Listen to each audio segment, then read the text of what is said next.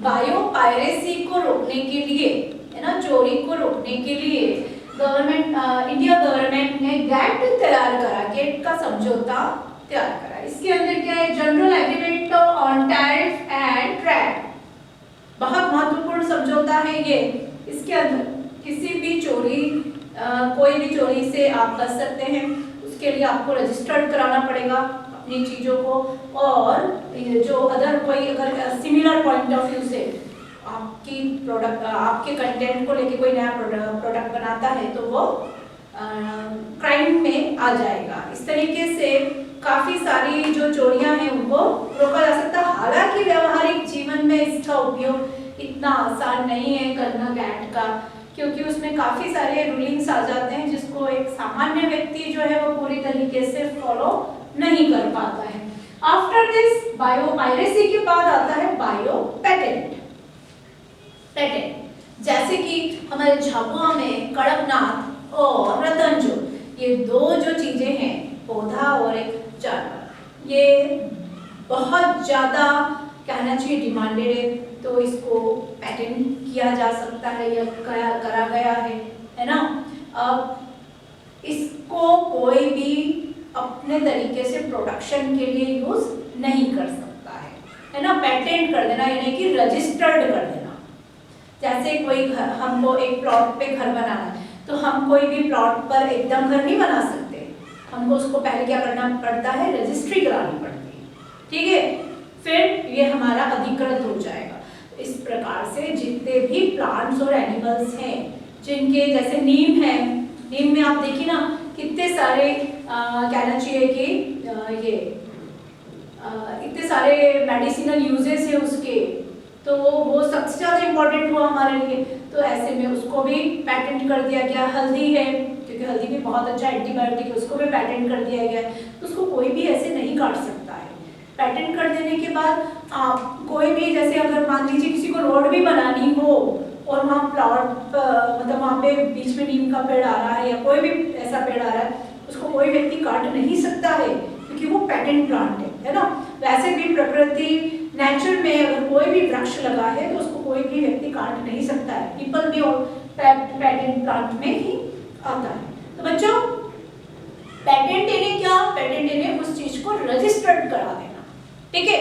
जैसे कोई मैंने एक बहुत अच्छा जो है एक दवाई बनाई है, ठीक है, ऐसी दवाई मान लीजिए मैंने कोरोना की बहुत अच्छी दवाई बनाई और मैंने उसके सारी चीजें मतलब हब से बनाई है ना, पेड़ पौधों के और उनके एक्सट्रैक्ट से बनाई। अभी जैसे आई रहेगी ना बहुत सारी मार्केट में आयुर्वेदिक की दवाई आती, त्रिजटा है, ये है, तो इनको क्या करा गया, बनाने के पहले रजिस्टर्ड करा दिया गया। रजिस्टर्ड करा दिया गया मतलब कि अब आपकी कोई भी कॉपी नहीं कर सकता। अब जिसको क्राइम करना है वो तो कैसे भी कानून को तोड़ के कर ही लेगा, है ना, तो उसके सब्स्टिट्यूट लेके मार्केट में दूसरे बन जाए वो बात अलग है, लेकिन सेम टू सेम प्रोडक्ट को नहीं बना सकता। क्यों? क्योंकि आपने उसको क्या कर दिया, रजिस्टर्ड कर दिया। रजिस्टर्ड कर दिया मतलब कि पेटेंट कर दी, ठीक है। तो पेटेंट कर देने से काफी चीजों में सहायता मिल जाती है। एक तो आपकी कोई चीज चोरी नहीं होगी, इससे हम किससे बच सकते हैं, पायरेसी से बच सकते हैं, ठीक है ना। तो इस तरीके से बायो पेटेंट और बायो पायरेसी, बेटा ये मतलब आपको एग्जाम में पूछा ही जाता है। और मैं आपको ये भी बता दूं कि 2018-19 में जो पेपर आया था बायोलॉजी का, उसमें बायो पायरेसी बायो पेटेंट हमेशा जो है ब्लूप्रिंट के अकॉर्डिंग शॉर्ट क्वेश्चन में आता है, लेकिन उस समय जो है ये ऐसे टाइप क्वेश्चन में पूछ लिया गया। हमें जो है कोई भी चीज अगर मैं आपको यहाँ बता रही हूँ, इसको इलैबोरेटेड फॉर्म में ही पढ़ लेना, अच्छे से स्टडी कर लेना इसकी, तो क्या होगा, आपको कोई भी प्रॉब्लम नहीं है। सबसे पहले definition of biopiracy, definition of biopatent, definition of DNA fingerprinting, है ना। हमको ये चीजें जानी है, सबका सिनॉप्सिस बनाना। नंबर 1 डेफिनेशन या इंट्रोडक्शन। नंबर 2 जैसे बायोपायरेसी है तो इसका क्या यूज, मतलब ये किन कारणों से, है ना, किन कारणों से हमको बायोपायरेसी स्टडी करना पड़ रहा है, कारण, ये आप कारण नंबर 1, 2, 3 करके लिख दीजिएगा, है ना। फिर इनसे बचने के उपाय, ठीक है। फिर बायोपैटेंट क्या है, कितने कितने टाइप से बायोपैटेंट हो सकता है ना, किन कारणों से हमको बायोपैटेंट लाना पड़ा, लास्ट में उसका सॉल्यूशन। इसी तरीके से डीएनए फिंगरप्रिंटिंग्स क्या कारण है कि डीएनए फिंगरप्रिंटिंग को हमको स्टडी करना पड़ रहा है। पहले डेफिनेशन, फिर कारण, फिर उसके टाइप्स, स्टेप्स, ठीक है, और लास्ट में इसका इंपॉर्टेंस। तो हर चीज का इंपॉर्टेंस आपको लिखना है, ठीक है, क्योंकि हम बायोलॉजी पढ़ रहे हैं तो कोई भी चीज पढ़ रहे हैं तो प्रॉब्लम है तो उसका सॉल्यूशन भी निकाल कर यहाँ पे बताना है, उसके बीच में स्टेप्स भी बताने हैं, ठीक है। प्रॉब्लम, सॉल्यूशन, ये दो पे आप ध्यान रखना, क्योंकि सॉल्यूशन हमको खुद को ही निकालना है। कुछ सॉल्यूशन जो है निकाल दिए गए हैं तो हमको उसको पढ़ना है। तो बायोपायरेसी भी एक सॉल्यूशन है, बायोपैटेंट भी एक सॉल्यूशन है। इसी तरीके से आता है बायोवार। बायोवार भी अभी जो है जबरदस्त नाम ये चल रहा है कोरोना वायरस के कारण, है ना। बायोवार क्या है? जस्ट लाइक दिस, हमारा कोई दुश्मन है विश्व में, ठीक है, और हम टेक्नोलॉजी में जबरदस्त स्ट्रॉन्ग है, तो हमने क्या करा, एक वायरस, एक ऐसा वायरस डेवलप किया जिसमें हमने उसका इम्यून सिस्टम इतना स्ट्रॉन्ग कर दिया कि किसी भी व्यक्ति पर अगर जाता है, वो लगता है ना, उसके सेंसिटिव पार्ट से होता हुआ उसके अंदर प्रवेश करता है तो वो मल्टीप्लाई होता जाएगा। मतलब एक वायरस से वो अंदर, एक वायरस अंदर प्रवेश किया, वो मल्टीप्लाई होता जाएगा, 2 से 4, 4 से 8, 8 से 10, 8 से 11, 11 से 12, इस तरीके से, और पूरे ऑर्गेनल्स को इन्फेक्टेड करता जाएगा और इतना ज्यादा हाईली इन्फेक्टेड कर देगा कि वो डैमेज होना शुरू हो जाएंगे, ठीक है।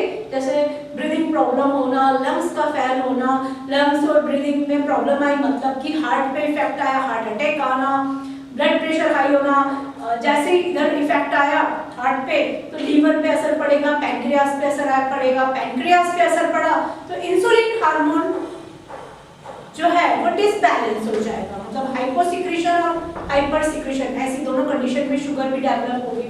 तो अभी आप देखो कोरोना वायरस जैसे जैसे जिन जिन लोगों पे अटैक कर रहा है उनको शुगर, ब्लड प्रेशर, ये सब चीजों से, ब्रीदिंग प्रॉब्लम, सांस लेने में दिक्कत होना, ये सारी चीजें ही बच्चों उसके अंदर आ रही, मतलब ये सारे सिम्टम्स है जो डेवलप हो रहे।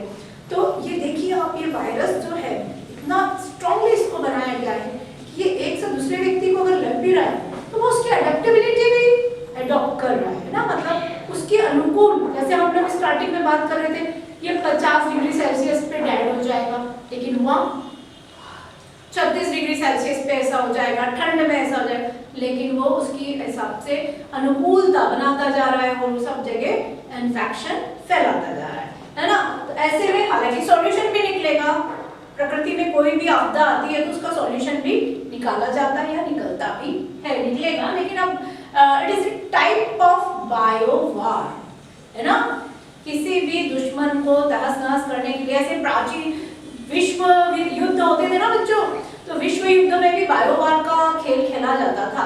जस्ट लाइक दिस, हमारे सामने दुश्मन की सेना है, उसको हमको पूरी सेना को नष्ट करना है या खत्म करना है, तो उस समय में क्या करते थे, खसरा या बड़ी माता या छोटी माता होती है ना, तो ऐसे किसी रोगी को ढूंढ लिया जाता था, है ना, उसको कई कंबल उड़ा दिए जाते थे, ठीक है, उसके माइक्रो ऑर्गेनिजम्स या सूक्ष्म जीव उस कंबल तक पहुंच गए, है ना, और वही जो है दुश्मनों की सेना में दान करने के लिए वहां तक पहुंचा दिए जाते थे, या वो कंबल सारे के सारे सेना, दूसरी दुश्मन की सेना तक पहुंचा दिए जाते थे सैनिकों को उड़ाने के लिए। अब आप सोच लीजिए वो सूक्ष्म जीव बड़ी माता जिसे कहते हैं खसरा, वो वाला उस कंबल तक पहुंच गया, है ना, सैनिकों ने उसको ओढ़ लिया, तो क्या होगा, सारे के सारे सैनिक जो हैं खसरा रोग हो जाएगा, तो वो क्या दुश्मन लड़ पाएगा। तो इस तरीके से बायोवार काफी पुरानी टेक्निक है जो कि यूज होती है, ये इंडिया नहीं ऑल ओवर द वर्ल्ड। अभी ये जो कोरोना वायरस ये भी क्या है, it is a type of biowar, जिसके कारण कई देश जो है क्राइम की दृष्टि से देखे जा रहे हैं, है ना बच्चों।